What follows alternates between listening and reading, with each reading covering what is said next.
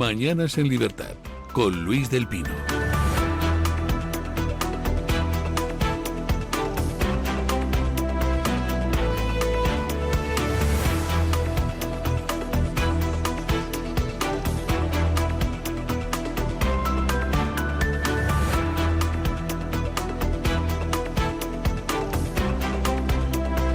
Ocho y un minuto, 7 y 1 en las Islas Canarias. Vamos con las noticias de las 8 con la ayuda de doña Carmen Carbonell. Actualizamos la información a esta hora de la mañana, muy pendientes del estrecho de Hormuz, donde, como saben, ayer mismo comenzó el bloqueo impuesto por Estados Unidos a todos los barcos que tuvieran origen o destino en los puertos iraníes. Ante esta situación se ha pronunciado China, quien asegura que el cierre del estrecho va en contra del derecho internacional. Y es que China compra alrededor del 80% de las exportaciones de petróleo de Irán, hasta 1,5 millones de barriles diarios. Por tanto, el bloqueo de los buques que transportan petróleo iraní a través de la única ruta de salida del Golfo constituye directamente una amenaza estratégica para China. Y mientras tanto, Estados Unidos ha decidido mover sus cartas controlando el estrecho de Malaca, situado en Indonesia. El secretario de Guerra norteamericano, Pete Hegseth, ha firmado un acuerdo con el ministro de Defensa indonesio mediante el cual se compromete a mantener conjuntamente la paz y la estabilidad en toda la región del Indo-Pacífico, o lo que es lo mismo, asegurarse el control estadounidense de otro punto geoestratégico que es por donde pasa el 80% de las mercancías de China. Este movimiento se interpreta como un nuevo triunfo de Donald Trump para asegurarse el suministro. Bueno, hace unos días se discutió en el Consejo de Seguridad de Naciones Unidas una propuesta para que Irán dejara de bloquear el estrecho de Hormuz. Y China y Rusia votaron en contra, vetaron la propuesta, de hecho. Y ahora Estados Unidos pues ha dicho, bien, pues si Irán bloquea el estrecho de Hormuz y solo deja pasar a quien a Irán le interesa, por ejemplo los petroleros que van a China, y además cobrando, pues resulta que voy a bloquear yo de verdad el estrecho de Hormuz. Y empezó ayer el bloqueo. Y todos los barcos con origen o destino en Irán pues ya no pueden pasar, tampoco los que llevan petróleo a China. Y entonces China sale a decir que no se puede cerrar el estrecho de Hormuz, que eso es inaceptable según el derecho internacional. ¿Pero en qué quedamos? Cuando lo cerraba Irán era aceptable y por eso vetaste la propuesta en el Consejo de Seguridad, pero ahora que lo cierra Estados Unidos no es aceptable. Antes, cuando lo cerraba Irán para todos menos para ti, China, era aceptable. Ahora que Estados Unidos dice no, pues o todos moros o todos cristianos, entonces es inaceptable. Bueno, pues me alegra ver que China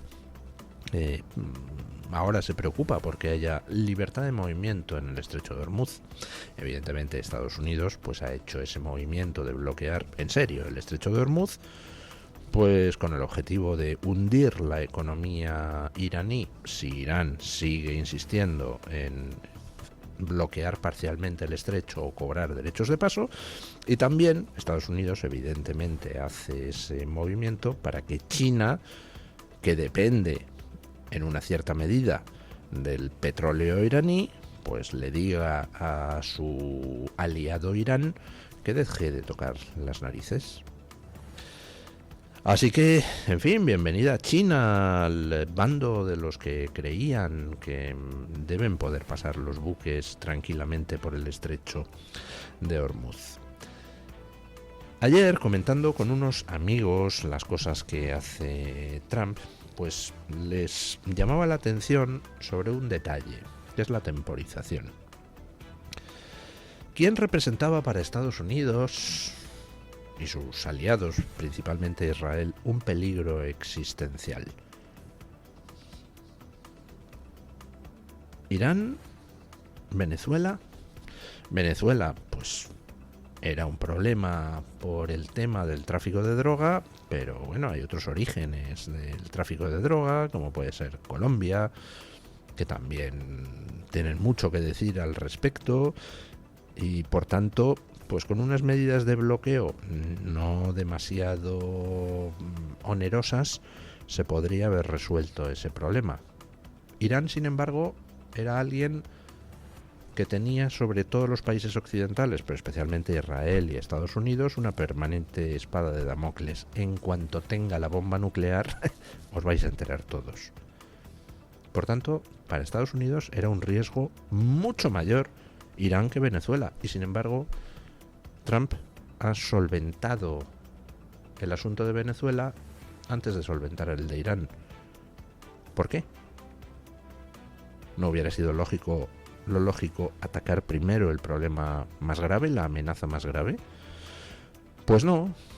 ¿Qué ha hecho el gobierno americano? Pues hombre, temporizar las cosas de manera que se encare cada problema en la mejor de las posiciones. ¿Por qué solventar primero lo de Venezuela? Pues para tomar el control del suministro de petróleo venezolano. Así, si lo de Irán se liaba mucho, tienes el suministro de petróleo venezolano para garantizarte tu suministro y poder suministrar a otros países. Por eso se abordó antes lo de Venezuela que lo de Irán, a pesar de que Irán era un peligro mucho mayor. Ahora, ayer ha hecho el gobierno americano otra cosa interesante, que es firmar un acuerdo de defensa con Indonesia que sitúa a Estados Unidos en la posición de control del lugar del mundo por donde pasa más petróleo, que no es el estrecho de Hormuz, es el estrecho de Malaca, en Indonesia, un corredor de casi 1000 kilómetros por donde va casi todo el petróleo que China importa. China no importa solo de Irán, importa también de otros orígenes, por ejemplo, de Venezuela importaba antes, importa desde África,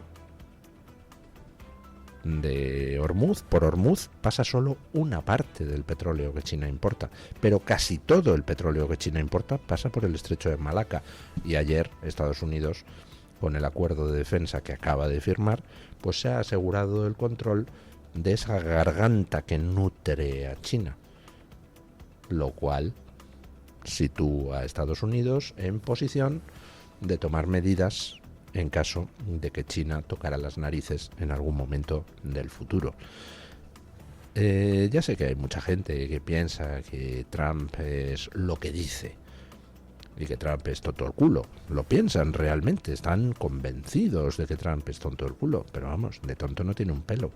Y mueve las fichitas de ajedrez de la forma adecuada para garantizarse el objetivo final. Y el objetivo final es que nadie pueda disputarle a Estados Unidos la primacía. Que si China tenía alguna ambición en el futuro, pues se olvide. Es Estados Unidos la primera potencia y además ahora ha recuperado la voluntad de serlo, que era lo que le habían intentado quitar los progres americanos. Ahora hablaremos de China, pero antes déjenme que comentemos cuál es la postura de los dos principales países europeos en términos militares: Reino Unido y Francia. Escuchen. Francia y Reino Unido han anunciado la convocatoria de una cumbre internacional para restablecer la libertad de navegación en el estrecho de Hormuz una vez que finalice el conflicto en Oriente Medio. El primer ministro británico Keir Starmer explicó que Londres y París trabajan en un plan coordinado, independiente y multinacional para proteger el transporte marítimo al margen del bloqueo militar actualmente impuesto por Estados Unidos. Keir Starmer dice que más de 40 países ya han mostrado su disposición a apoyar esta iniciativa internacional. Por su parte, el presidente francés Emmanuel Macron ha subrayado que el objetivo es alcanzar un acuerdo diplomático sólido que permita reabrir cuanto antes ese paso estratégico por donde, como saben, transita una parte clave del comercio mundial de energía en forma de petróleo. La cumbre se celebrará en los próximos días, aunque no han concretado las fechas, pero eso sí, pretende ser el primer intento de liderar una solución europea post-conflicto en el estrecho de Hormuz.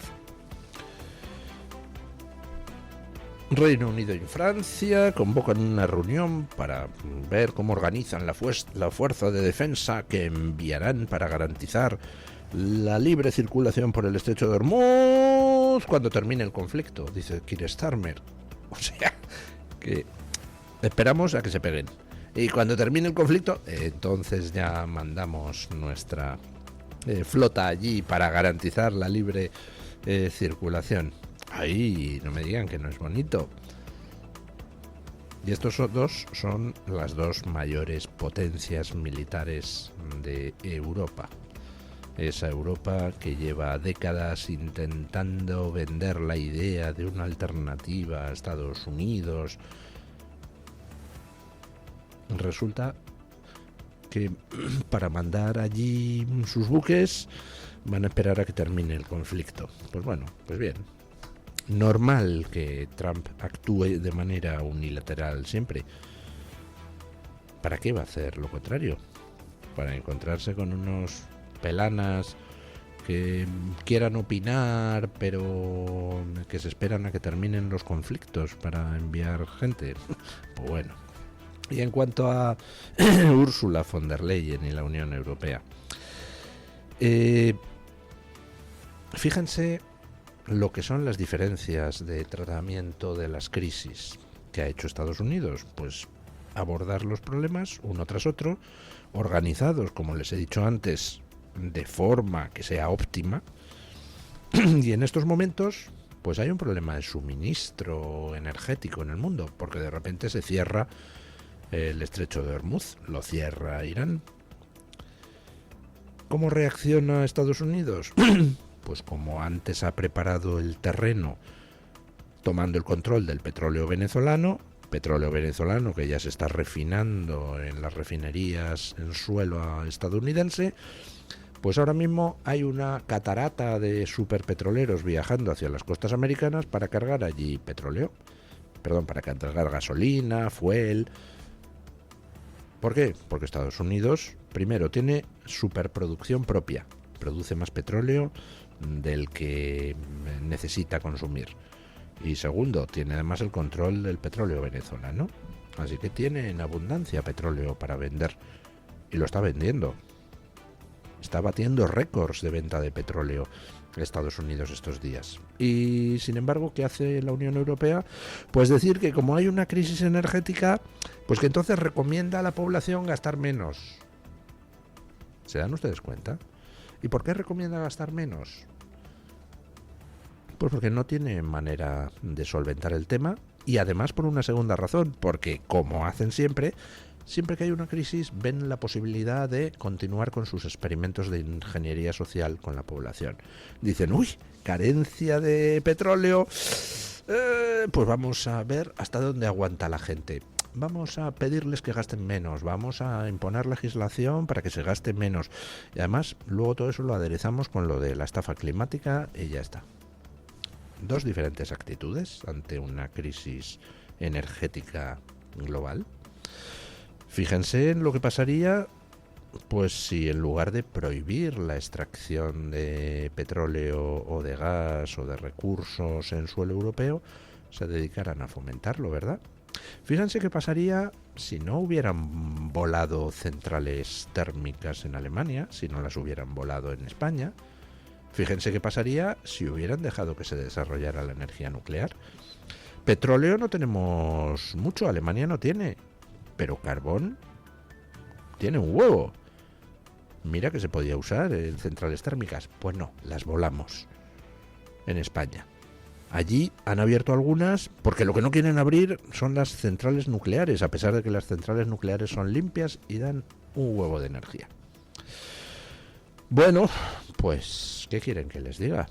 Tenemos a un gobierno americano que lo que quiere es la riqueza para su población y que su país sea la primera superpotencia del mundo, y tenemos a una Europa que lo que hace es empobrecer cada vez más a su población, incluso renunciando a la explotación de recursos propios, y en lugar de decir, bueno, mira, somos unos mierdas, entonces no vamos a poder ser alternativa a Estados Unidos nunca, somos parte de la civilización occidental, oye, pues vamos a ser un fiel aliado de Estados Unidos, y mira, pues entre unos y otros nos desarrollamos todo lo que podamos. En lugar de eso, pues ¿qué hace Europa? Tontear con China.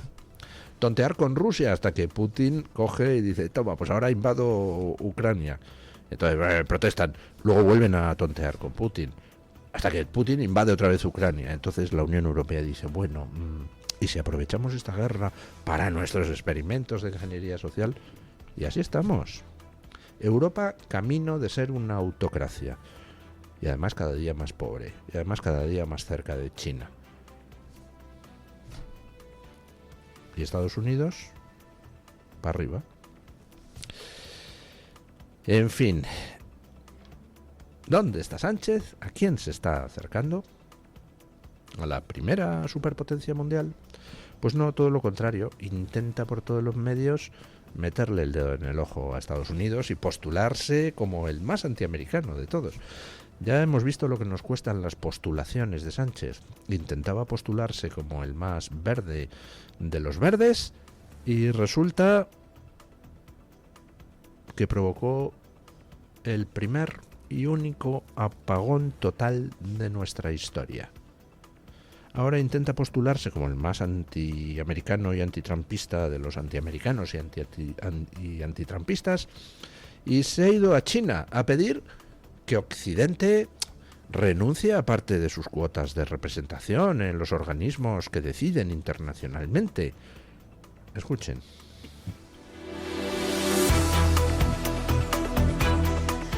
Les hablamos ahora del viaje de Pedro Sánchez a Pekín porque la prensa china, controlada por la dictadura, está lanzando el mensaje de que la visita de Pedro Sánchez es un acercamiento forzado a China por su enfrentamiento con Estados Unidos. Varios medios de comunicación destacan que el presidente español se está ofreciendo a Xi Jinping tras marcar distancias con Washington. Según estos mismos medios, el posicionamiento de Sánchez contra la guerra en Oriente Medio y sus críticas al presidente estadounidense Donald Trump están empujando a España a tener que buscar un nuevo equilibrio diplomático, cuestión que parece corroborar el propio Pedro Sánchez con este discurso. Por primera vez en la historia contemporánea, el progreso germina de forma simultánea en muchos lugares del planeta. Lugares, además, que no se parecen entre sí, que no tienen la misma cultura, tampoco el mismo sistema político o tampoco las mismas condiciones sociales, y que no necesitan pedir permiso a nadie para crecer. Eso está ocurriendo aquí en China, en Asia, pero también en el continente africano o también en una región muy próxima a España como es América Latina. Esa multipolaridad que describo no es una hipótesis, tampoco es un deseo, es ya una realidad. La nueva realidad en la que vive el mundo. Y por tanto debemos asumirla, no podemos cambiarla, solo podemos elegir entre negarla o abrazarla. Y el Gobierno de España y el conjunto de la sociedad española elige abrazarla. Lo hace desde el realismo, también desde el pragmatismo y sin duda alguna desde la responsabilidad. Pero me gustaría subrayar que lo hacemos también desde la esperanza. Porque pensamos que si España, Europa y China supieron prosperar juntos en el pasado, no hay razones que puedan hacernos pensar que no podemos volver a hacerlo. Me podría extender sobre eso de que Europa y China prosperaron juntos en el pasado, recordando pues las guerras del opio, como China pasó por un siglo de humillaciones a manos de Europa, pero ¿para qué voy a entrar en eso? Podría también dedicarme a hablar de cómo Sánchez está diciendo todas estas estupideces en un país que está cometiendo un genocidio en vivo y en directo con la población uigur a la que se encierra en campos de reeducación porque no se les permite hablar en su idioma ni profesar su religión. Incluso se impone el aborto forzado a las mujeres uigures. Podría recordar cómo China es el país que más ejecuciones públicas hace, que más aplica la pena de muerte, miles de casos al año, mucho más que Irán, que es el segundo. Podría recordar todo eso, pero da igual. ¿A Sánchez qué le importa decir chorradas históricas o ponerse ahí a mano con una dictadura sangrienta a decir lo amigos que son, todo eso le da igual. Si estamos en una fase post-argumental desde hace muchísimo tiempo. La ofensiva progre contra Occidente no tiene que ver con argumentos. Si tuviera que ver, pues habrían sido derrotados los progres hace mucho tiempo. Estamos ante un asalto al poder que afortunadamente para todos fracasó el día del intento de atentado contra Donald Trump. Por unos milímetros nos hemos librado de la caída de Occidente o de entrar en una guerra civil cruenta. Estamos en una guerra civil, pero todavía no nos matamos con armas por las calles de Occidente, pero estamos en una guerra civil desde hace tiempo. Y todo esto ya es post-argumental. Es absurdo discutir con Sánchez o señalar sus chorradas. ¿De qué va todo esto? Pues va de que Sánchez, como muy bien dice la prensa china, se está ofreciendo a China. ¿Por qué? Pues Sánchez sabe que está acabado. En Occidente, un corrupto como él, un tío cuya familia es corrupta, un tío cuya familia se dedicaba a las saunas, donde se prostituían menores, un tío que tiene a todo su partido enfangado en la corrupción, no tiene nada que hacer cuando deje la Moncloa. ¿Quién lo va a recibir de conferenciante? Nadie, ¿eh? Ahora le jalean, pues porque como es el tonto de la clase, dice, a ver, Jaimito, le dicen los macarras de la clase, ve a tirarle de la sotana al cura. Y va Jaimito, y todos, muy bien, Jaimito. Y el cura, ¡pau! Un pescozón. Que se lo lleva Jaimito, no los macarras. En Occidente, Sánchez no tiene nada que hacer, por eso está excluido hace muchísimo tiempo de cualquier reunión donde se hablen cosas de adultos. Así que, ¿qué hace Sánchez? Intentar buscarse los garbanzos para cuando deje la Moncloa. Intentar buscar acomodo. Lo que dice la prensa china, se está ofreciendo. Lo que no sabe este idiota es que los países serios pues no van de ese tipo de cosas. Cuando llega un pelanas, un piernas como Sánchez, pues bueno, si le pueden utilizar un poquito, le van a utilizar. Pero por supuesto, les importa un bledo. China es un país serio. Es una dictadura apestosa. Es un régimen genocida, pero diplomáticamente es un país serio. Y sabe que las partidas de ajedrez se juegan pues, con el jugador de ajedrez, no con el tío que pone el café. Saben que con Estados Unidos se pueden sentar a hablar y a ver, oye, ¿qué pasa con esto del estrecho de Malaca? Se sentarán a cara de perro o con buena voluntad, pero hablarán con Estados Unidos. A un macarra como esto, ¿qué le ofrece Sánchez a China? Lo único que le puede ofrecer ahora es nuestro dinero, y bien que se lo está ofreciendo en estos años. Las exportaciones de China a España se han multiplicado, mientras que las exportaciones de España a China han caído. Y ayer ahí andaba Sánchez haciendo propaganda de los coches chinos, visitando una fábrica. Bien, China le va a exprimir a España todo lo que pueda mientras este imbécil se ofrezca. Pero después, a China le importa a este imbécil un pimiento. En fin, ¿qué le vamos a hacer? ¿Qué panorama? Y mientras tanto, Alberto Núñez Feijóo tuiteando contra Trump. Muy bien, ¿eh? El mensaje que se lanza es muy interesante, Alberto.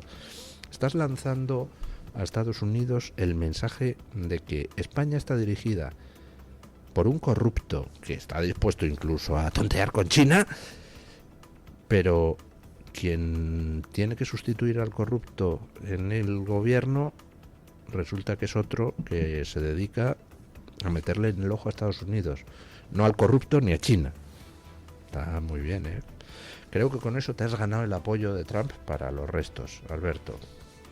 De verdad. Nuestro problema en España es que tenemos a auténticos mindundis, auténticos mediocres al frente de muchas cosas. Tenemos un sistema darwiniano inverso, donde el más mediocre, el más corrupto, el más idiota, el más piernas, el más jeta es el que asciende, porque se conocen unos a otros, los piernas, los mindundis, los jetas, se promocionan. En España hay muchísima gente de valía, que por supuesto los mindundis, jetas y piernas se encargan de que no puedan llegar nunca arriba. Porque si llegaran arriba, pues entonces se les acababa el chollo a todos estos. Tenemos un gobierno lamentable. Tenemos un principal partido de la oposición todavía más lamentable, que no es capaz ni de hacer oposición a Sánchez el día que mandan a juicio a la mujer de Sánchez. Tócate las narices. En fin. Vamos con doña Diane Hernández para que nos cuente qué trae hoy Voz Media en portada. Buenos días, doña Diane. ¿Qué tal, amigos de Mañanas en Libertad? Desde Voz.us le traemos algunas de las últimas noticias de Estados Unidos y el mundo. La ciudad de Nueva York ha dado un paso decisivo al publicar nuevas directrices para el uso de la inteligencia artificial en su sistema de escuelas públicas, el más grande del país. El objetivo central es garantizar que la IA se utilice como una herramienta de apoyo al aprendizaje, sin reemplazar el rol fundamental de los docentes ni la interacción humana. Argelia recibió a León XIV en una visita histórica de gran simbolismo. Nunca antes un papa había viajado a este país musulmán, que es también la tierra natal de San Agustín. El gigante de streaming Netflix anunció la emisión a partir de finales de mayo de una nueva serie documental deportiva en torno a la carrera de la leyenda española del tenis Rafael Nadal y su último año en el circuito ATP antes de su retirada en 2024.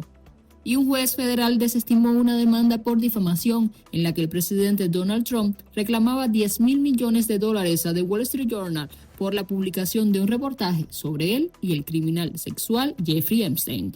Más información en Voz.us, en nuestra aplicación y, por supuesto, en nuestras redes sociales.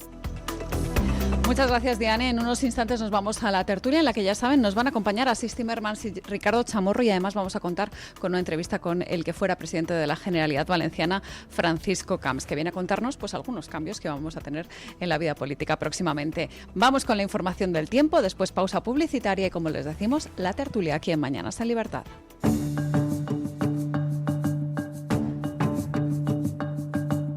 Mañanas en Libertad, con Luis del Pino.